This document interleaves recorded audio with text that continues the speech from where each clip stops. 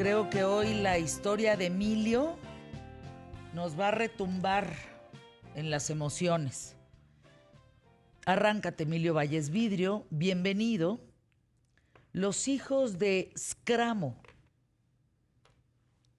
Fíjate toda esta historia que conlleva a una situación en donde un grupo de niños, 7 niños inocentes, son estereotipados, juzgados por todo un continente, no solamente por una nación, sino por todo un continente que ve en ellos una herencia, llamémoslo así, una herencia maldita. Y es que vamos a platicar primero de Patricio González, que es un músico chileno que en el año de 1988, a los 19 años, viaja a Suecia y no estaba huyendo, pero sí hay que recordar que todavía quedaban algunas secuelas de la dictadura en Chile. Entonces, cuando él trata como de cambiar de aires, decide viajar para allá. Y además, como era músico, pues se instala, empieza a hacer conciertos, empieza a hacer tocadas, empieza a hacer una gira a lo largo de Europa. Y resulta que en ese viaje conoce a una mujer, a una chica, empiezan a tener una relación y de esa relación nace una niña que se llama Amanda. 2 años después de su llegada a Suecia, Patricio ya tenía una niña, tenía una hija, Amanda, que pues era una niña cariñosa, se llevaba muy bien. Él lo cuenta mucho, que era una niña realmente muy empática con él. Le gustaba el teatro, le gustaba la música, le gustaba la danza, le gustaba mucho estudiar. Sin embargo, a los 17 años, el carácter, el estado de ánimo, la personalidad de Amanda empieza a cambiar mucho. A los 17 años deja el teatro, estudiaba teatro, quería ser actriz, deja la música, deja los estudios, prácticamente deja todo y se convierte al Islam. 3 años después de haberse ya iniciado en este camino del Islam, Micael conoce a Micael, ¿cómo? ¿Scramo? Scramo. Perdón, nuestro sueco, bueno, el mío. No, el mío también. Pues, ay, sí, no el de Fernanda. No, pues el mío también. Pero Digo, se escribe así, Scramo. Por eso lo pronunciamos así. Será una cosa... Scramo, no sé, pero bueno. pero ahí va. Micael Scramo, este hombre que lo conoce, se casa con él. Él vivían ahí en Gotemburgo y tras varios años de matrimonio, un día deciden irse de vacaciones. Supuestamente se iban a ir de viaje a Turquía. Supuestamente porque llegan a Siria.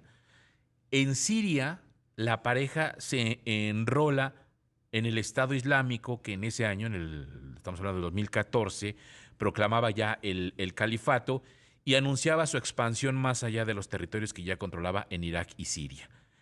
La pareja allá viviendo en Siria tiene otros 4 hijos, tenía 3 aquí, ahí en Suecia, luego tienen otros 4, en total 7. Y el 30 de diciembre del 2018 fue la última vez que Patricio logra hablar con Amanda, en donde cuando la empieza a interrogar y empieza a platicar con ella, se da cuenta que tiene un sueño idealista pensando en que el Estado Islámico era la salvación de los musulmanes, era la salvación de lo que estaba pasando en todo este territorio, que decía que había que defender a los árabes y pues ella decide de lleno enrolarse en este movimiento y en esta forma y en esta ideología, lo que lleva precisamente a cometer muchos errores. Ahora, ¿quién es Micael Scramo? Micael Scramo nació en Noruega, es criado en Gotemburgo, viaja a Suecia, donde conoce a Amanda, y luego de allí él se convierte también al Estado Islámico, se une al Estado Islámico y además era un propagandista de todo esto que estaba pasando. Él subía videos y hacía videos diciendo pidiéndole al mundo que se uniera y que combatieran en esta lucha. El 9 de febrero del 2019, las fuerzas democráticas de Siria lideran una operación que es la batalla de Baghuz Fauqani contra el Estado Islámico. En esa batalla se supone o se dice que ahí muere la pareja combatiendo.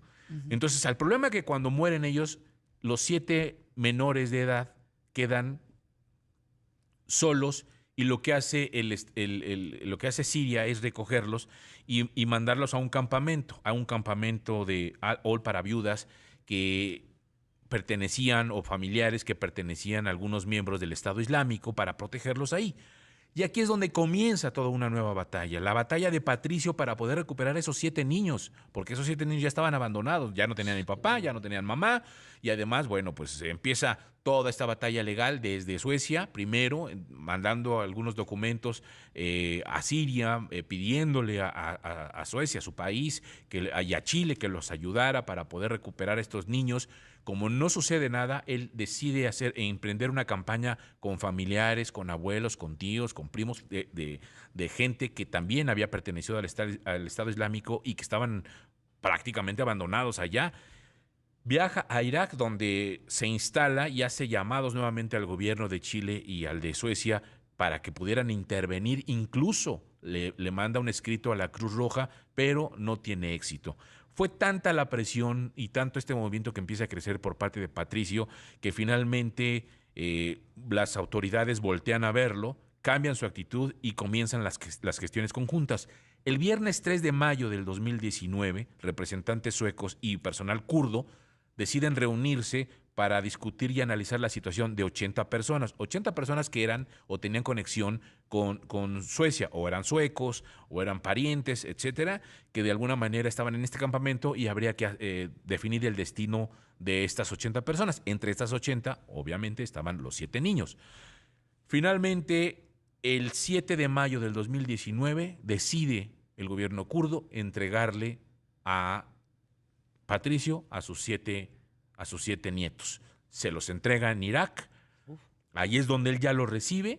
Y bueno, pues los están desnutridos, están lastimados, están golpeados. Es una situación bastante triste de cómo lo recibe. Pero bueno, finalmente hasta aquí había un momento y un final, o parecería un final feliz. Ahora, el problema es que las cosas no eran tan simples. La repatriación de viudas o hijos de combatientes del Estado Islámico era muy complejo y además era un tema, y sigue siendo un tema muy debatido en Europa. Más de 40,000 extranjeros se unieron al grupo entre el 2014 y el 2018, casi 5,000 mujeres y más de 4,600 niños que están en el Estado Islámico y que, obvio, Patricio y los niños se enfrentan cuando regresan a Suecia al rechazo no solamente de la nación y de autoridades que estaban en desacuerdo en que estos niños llegaran allí.